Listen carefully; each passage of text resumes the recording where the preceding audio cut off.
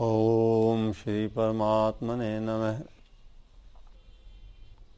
There is a portrait of a great saint of modern India, one of the greatest, Swami Sharananandji Maharaj. And on that portrait are written some of his words. I take up the translation of every line and then I will try to explain to you. Whoever lives a correct worldly life, to him alone God experience happiness. Important thing. Whoever lives a correct worldly life, to him alone God experience happiness. Therefore, those who want to have God in life have to lead a correct worldly life. What is correct worldly life? The question will arise. In all the religions of the world, those correct ways of life are the same. All religions teach us we should not steal, we should be loyal, we should be sincere, hardworking, we should not be greedy, we should not have lust in life, we should not have anger in life. Not having those negative things, and then not only not having negative things, then having positive things. We should be considerate to others, loving to others, helpful to others whenever possible. In brief, that is leading a worldly life correctly. And if we start asking ourselves as to what is the correct life, correct way of life, then all aspects of life will be there.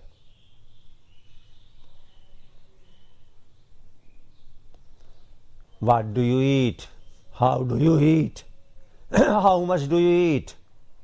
What for do you eat? How do you eat? When do you sleep? When do you get up? How much do you sleep? What is the relationship between your sleep and your food and your rest and your work? The discipline of the whole of life. And one of the most important questions of life is the question of relationship. How do we have our relationship with others? Relationship with the parents, relationship between husband and wife, with friends, with colleagues. And it becomes a great test to have a smooth relationship with others. And one has to have a very great training for it, because then there come many questions. A person may say, I am ready to have good relations with my father or with my mother, but the problem is they always feel irritated in my presence. Or when I go to them, they do not treat me with kindness. The saints reply, everybody will be happy when treated with kindness. The spiritual seeker is one who does not become unhappy when is not treated with kindness. So, when you don't have the expected good behavior from other side, maybe a father or mother, husband or wife, whosoever, then it is the test. If all people around you treat you with great love and respect, and always they say, oh come on, you are the best person in the world, and I like you, and I have so many things for you, everybody will be happy. with such a treatment. But the problem is that the world is not like this. Mostly you come across people who are very quick in finding faults in you, finding faults with you.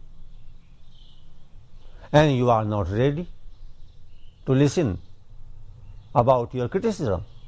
You want praise. So the spiritual seeker has to develop himself or herself to the extent that when favorable or likable treatment is not there from another side, the seeker keeps cool, calm, full of consideration for others, and knowing that all human beings have limitations. The other person has also limitations. Why should I react violently? And that becomes a training for spiritual development. So the saint has said, those who are able to lead the right way of life in the world, they alone find God. God is already existing in every one of us. The only problem in having that experience is the accumulation of so many impressions through lives in our subtle body. We are habitual of reacting in the world, not acting. Very few people act. Most of the people react.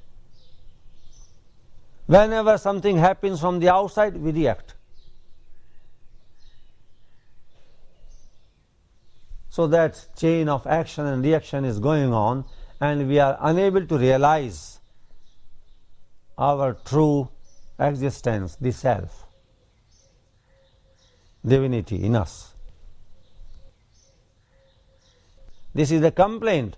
I am ready to lead a very good life. I am ready to have very good relations with everybody. I want to deal with love with everybody. The problem is others don't do like that. This is a lame excuse for a spiritual seeker. If we have married somebody, we should be loyal to the person. Don't marry. Go on changing partners. It's also not good. That's also bad. But if after marriage we are doing something somewhere else, it's not a correct life at all. Simple thing. We are employed in some company, and the owner of the company has entrusted to us some money for some work. We should be honest. The money should be used for that work. Somebody has entrusted us with the responsibility. That's the correct life. For example. And even when money has come to you through honesty, do you consider yourself the only owner of that money? That means, are you greedy? Are you not ready to give to those who may need more than you?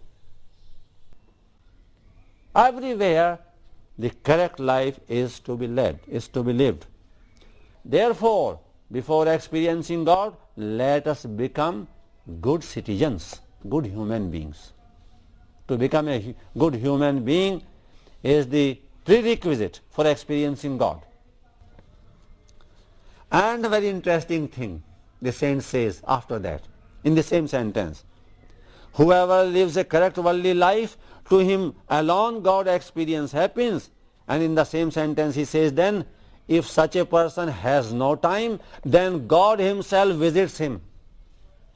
Such a person may be very busy in leading the worldly life correctly. Such a person may not have time to have a meeting with God. Then God will find time to meet him. God will say, all right, you are so busy in your duties. Leading correctly life can be summarized even in one sentence.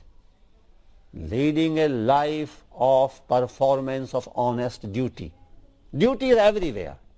Duty towards your wife, towards your child, towards your parents, in your office, everywhere. So, if a person is leading the correct worldly life and is so busy in having that correctly life that not finding time to remember God, then someday God may say, oh listen, I am waiting for you for such a long time. Can't you give some time to me? There is a temple in the south there. The story goes, Bithur, the name of the temple is Bithur temple, in perhaps Maharashtra, one of the states. The story goes that that boy was so much dutiful towards the parents, he would not sleep till the parents have slept, and he was giving message to the feet and serving the father and the mother the whole day. And in the night then he would not sleep unless they have gone to sleep, like that. Doing service, always doing. The story in brief goes that so much involved in performing duty and leading correct worldly life, one day Lord himself, Lord can be unmanifest, can become manifest any time. Manifestation, non-manifestation, these words are for us, the human beings. For Lord it is the same. Lord can be without form. Anytime, any form can be assumed by Lord. Lord is Lord, all-powerful.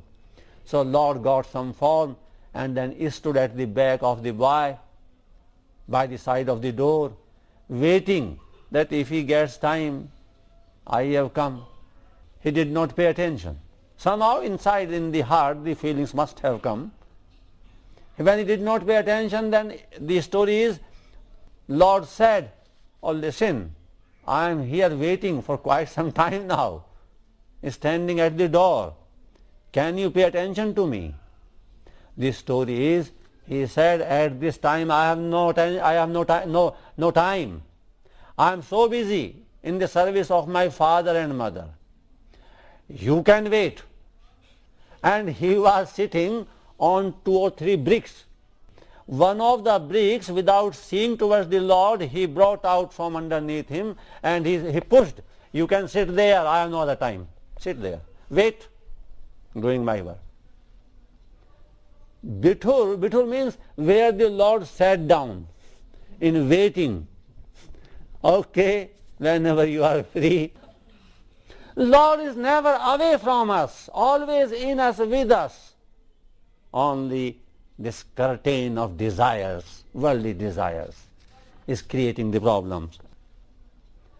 If such a person who is so much in the world doing things correctly and always involved and busy in his duties, then if such a person has no time, is so busy, then God finds out time to meet such a person